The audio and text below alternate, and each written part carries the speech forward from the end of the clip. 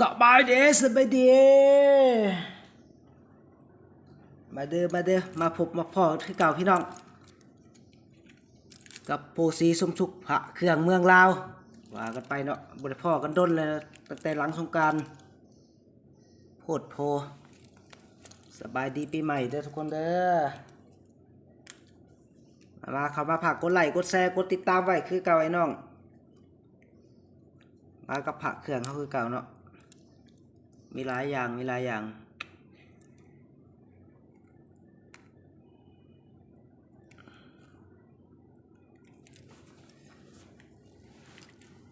นได้ปีใหม่เป็นได้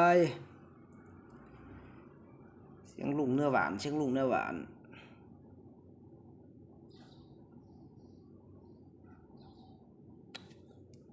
ได้สมเด็จแปลกไหมน้องเนี่ยเนื้อคังโอ้แห้งจับแห้งมันเลยเก่าเนาะเก่า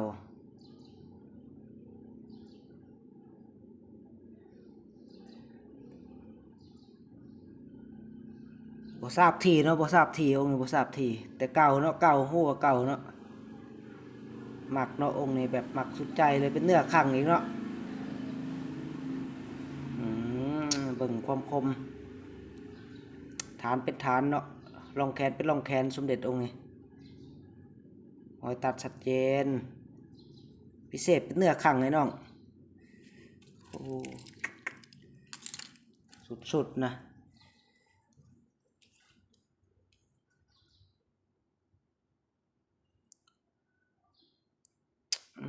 เบิ่งเนื้อ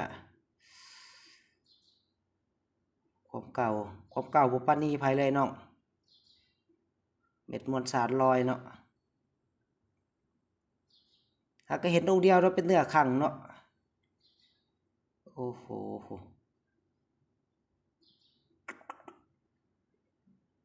สวยงามตามท้องเรื่อง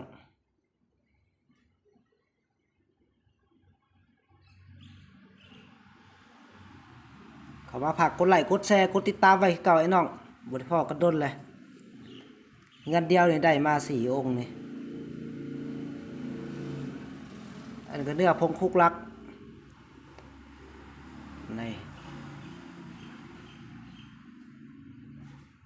พิมพ์พระพุทธเนาะเนื้อพงคุกลักว่าเป็นพระพุทธหลวงปู่โตว่านี่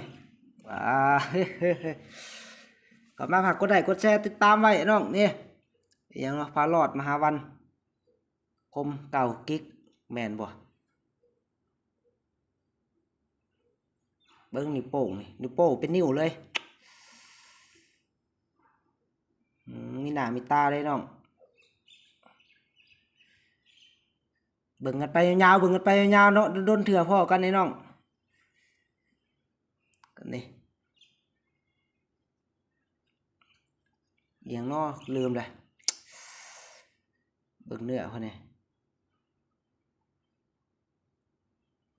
ลองแขนเป็นลึกเลยเนาะลึกเป็นมิติเลยเนาะลำแขนเป็นลำแขนเบิ่งคนนี้คนนี้เป็นสันเลยเนาะ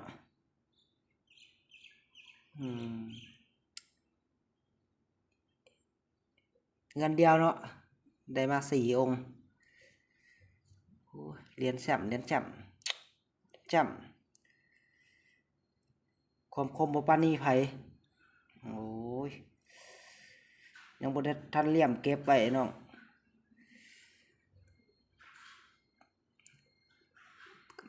หวานจะประสักเป็นจังไดเนาะสบายดีกันบ่ทุกคนสมเด็จพระอาจารย์ซาเบิ่งอยู่น้ำเฮานี่จากดำเนาะขึ้นมามวลสารลอยเลย